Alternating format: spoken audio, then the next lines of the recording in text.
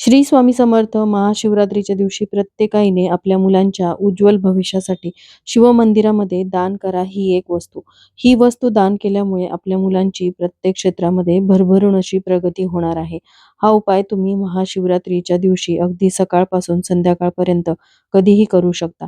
याकरता आपल्याला एक तांब्याच्या लोट्यामध्ये शुद्ध पाणी घ्यायचं आहे आणि त्याचबरोबर एक बेलपत्र आणि जी वस्तू आपल्याला शिवमंदिरामध्ये दान करायची आहे ते म्हणजे रुद्राक्ष. तुम्ही 1 मुखी, 3 मुखी, 5 मुखी, 7 मुखी, 9 मुखी, कितीही मुखी रुद्राक्ष जे आहे ते शिवमंदिरामध्ये दान करू शकता.